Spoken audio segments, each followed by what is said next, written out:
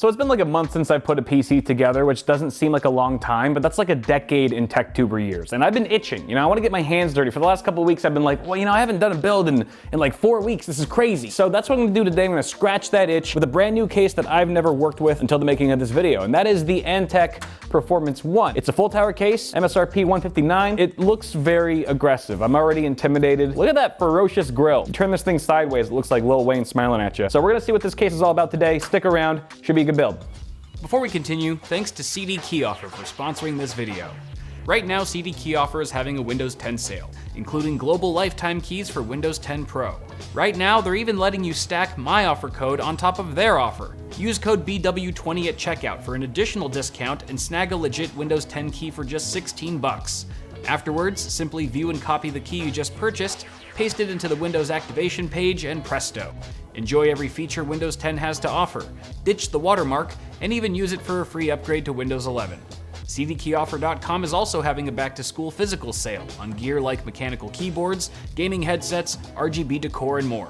Remember kids, just because you're going back to school doesn't mean you can't leverage this awful time in your life to your benefit. By the way, you don't need to be a student to take advantage of any of these deals, so congratulations, everything sucks a lot less for you. Check out the links in the description below and start browsing all of the limited time deals on CDKeyOffer.com.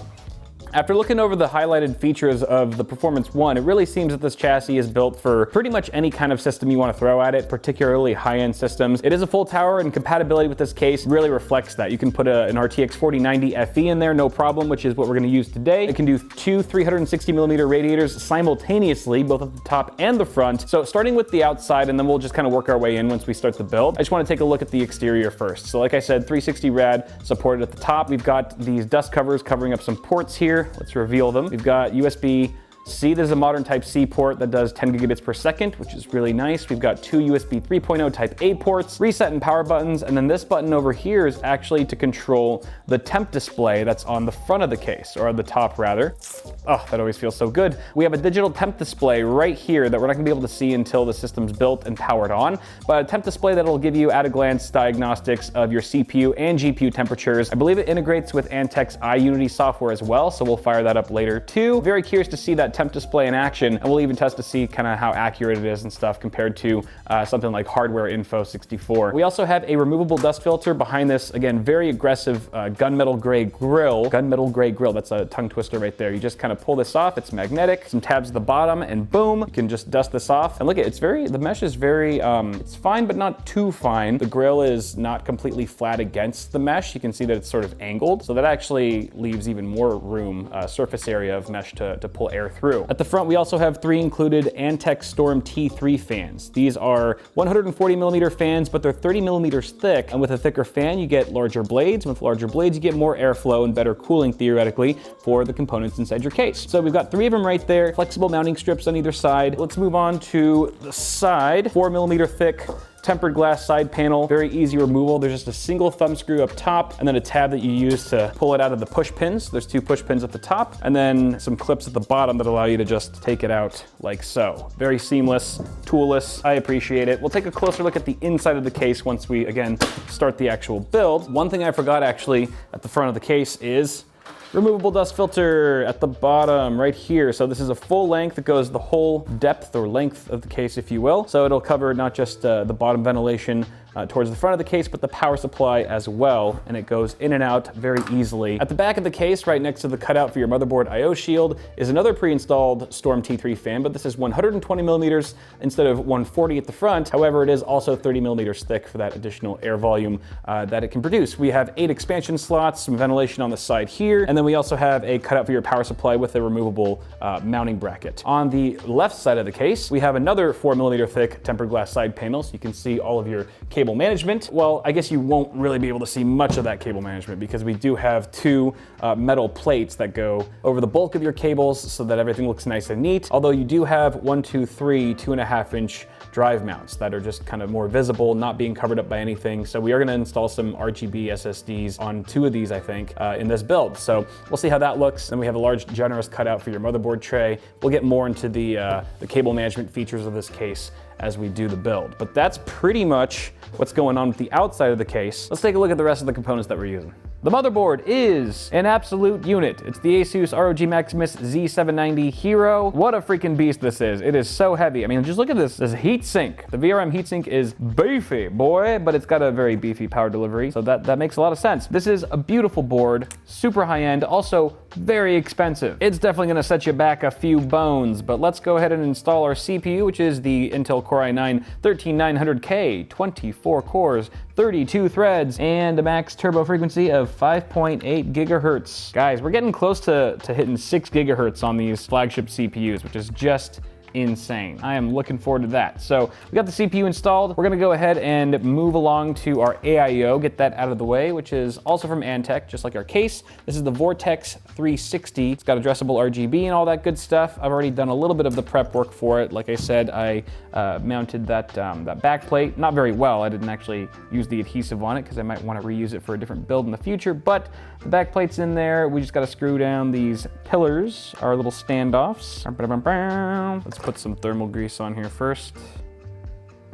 Bada bing, bada boom. Look at that application. That is a sexy application. Yeah, baby. Down we go with the pump block. Looks good to me. Memory. We have two kits, actually. Identical kits, of course. 32 gigs each, giving us a total of 64 gigs of T-Force Delta RGB DDR5 gaming desktop memory at 6200 speed. Baby, baby. So we're gonna be populating all 4 DIMM slots on the motherboard. Give it that nice full look. And I rather like these sticks. They always play nicely in the BIOS. I never really have too many issues with them, unlike other sticks that shall not be named. And the RGB on these look pretty good too. Not a lot of hot spots or anything like that. In terms of RGB bling and unicorn vomit, it's gonna be a fairly modest build, which I'm okay with. And there's our 64 gigs of DDR5 memory. Beautiful. We do have, like I said, two 2.5-inch SSDs that we'll be installing, but it just wouldn't feel right if a build this high end didn't also have at least one NVMe drive. I'm going to be populating this top slot with a, where are you? Crucial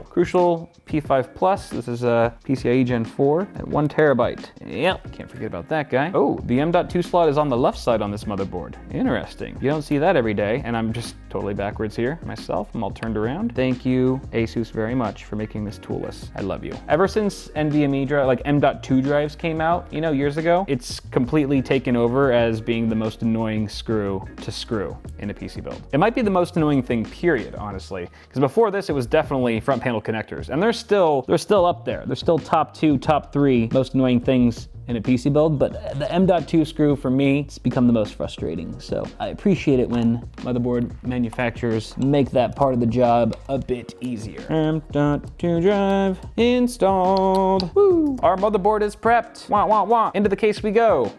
Okay, dokie. Before I actually put the motherboard in here, we have a little trick up our sleeve with the top of this case because the top is fully removable. What I mean by that is, for starters, the top panel pops out with a couple push pins. You can completely remove that, which reveals the top dust filter. Magnetic, removable, very easy to just take off, blow it out with some compressed air or something, and then you have the actual radiator and fan mount. So this bracket is removable as well. Completely. Just dropped my other screwdriver, totally fine. Looks like we've got 1 and 2 Phillips head screws right here on the side, and that should allow us to just remove the whole bracket. It just makes things a million times easier to just get in here with your motherboard, pre-installed standoffs. Thank you, Antec. Oh, I almost forgot to take off the IO shield sticker. Oh, this is very graceful. I just gotta point it towards the camera so you guys can see it. I don't want you to feel left out. Carry on. In we go. Let me go ahead and screw this down. Having this wide open top area is also good for cable management because I can just pass these cables through. Actually, this one gets plugged in right here. But then the rest of these guys, it's just so easy to pass them through the cable cutouts at the top of the case without a top panel being in the way. I actually really like this design, and I think more cases should do it. So I'm gonna mount the radiator to the top of the case because we've already got 3 140 fans at the front. No point swapping those. So I'm just wondering, do I do tubes to the right or tubes to the left? I think this makes more sense because it's a little tight here. You can see that the hoses start to rub up against our rear fan there, and that's not good. All right, let me mount these suckers really quick.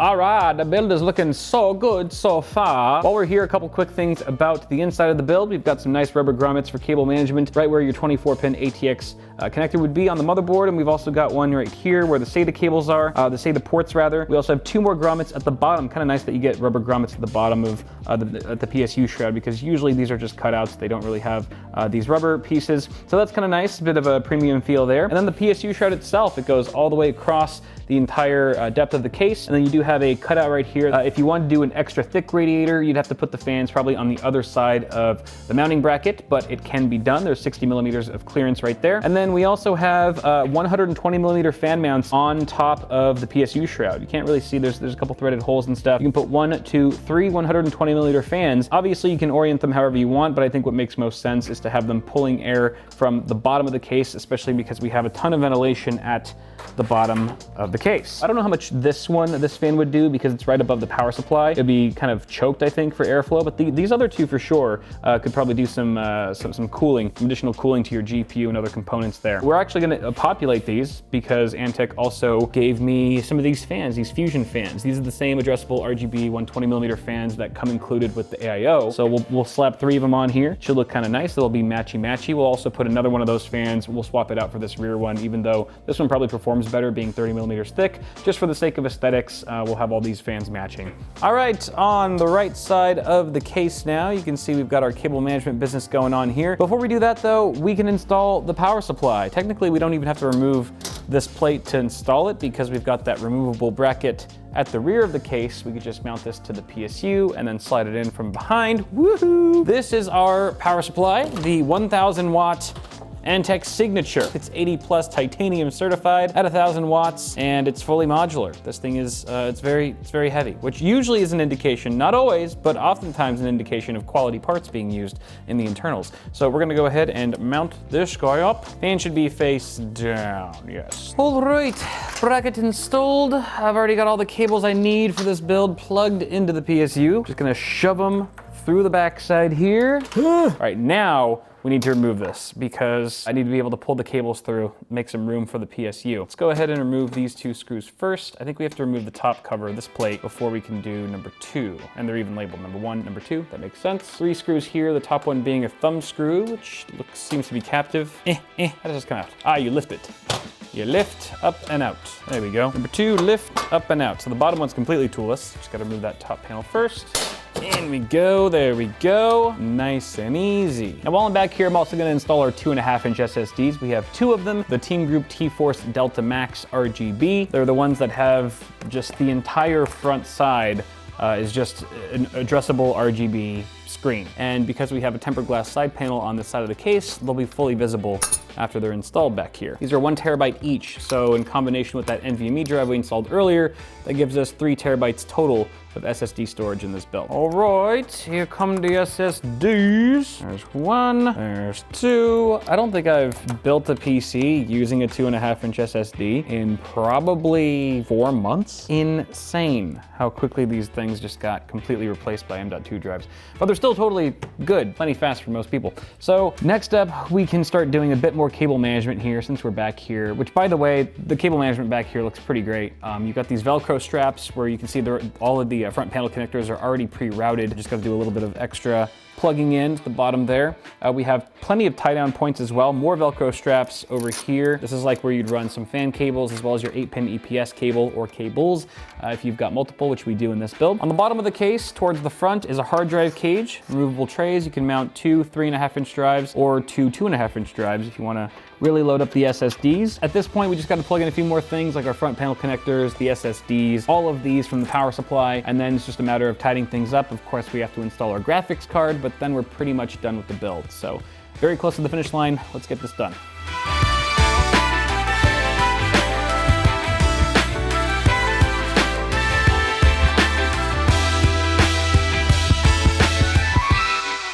All right, graphics card installation. Here we go. We've got thumb screws lining the expansion slots. And I love the cutout, this little cutout on the side of the case. That just makes it a lot easier to actually screw and unscrew these thumb screws. These should just pop out like so. I almost forgot we need a third one for this massive GPU. Okay, let's see. Coming in hot, coming in real hot. Come on. There you go, like a glove. And plenty of room still inside the case, even with this gargantuan unit. Still have plenty of clearance on all sides. At first I was like, okay, it'll fit, you know, the spec sheet says it'll fit this card, but will it fit the power cable comfortably since it's facing the side of the tempered glass panel? And it looks like it'll be no problem. We won't have to put any flex, very minimal flex on the 12-pin high power cable here, which, as we all know, we do not want to flex or else we face explosive consequences. Just like that, the build's done. Let's turn it on. You know, for having as much RGB in this system as it does, this is a very aggressive looking build. You know, it's probably a combination of the mean grille at the front and the giant 4090 that's just ominous and dominant, but it just looks pretty freaking aggressive. It looks very mean. Sharp angular lines. There's no furry stuff in here. You know, there might be unicorn poop, but this unicorn had a dark past, right? He's a convicted felon. He pooped on a lot of people.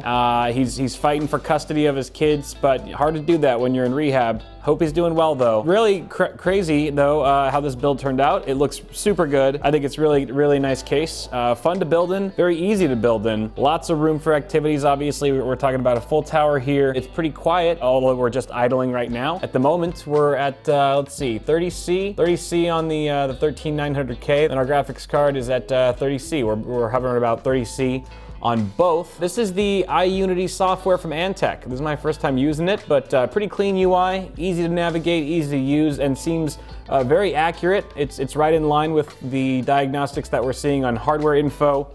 The power saving mode just kicked in. Let's fix that, sorry about that. But this is also what is allowing us to use the temperature sensor on the case that's built into the front IO, or top IO. So right there you can see the GPU temperature is selected right now.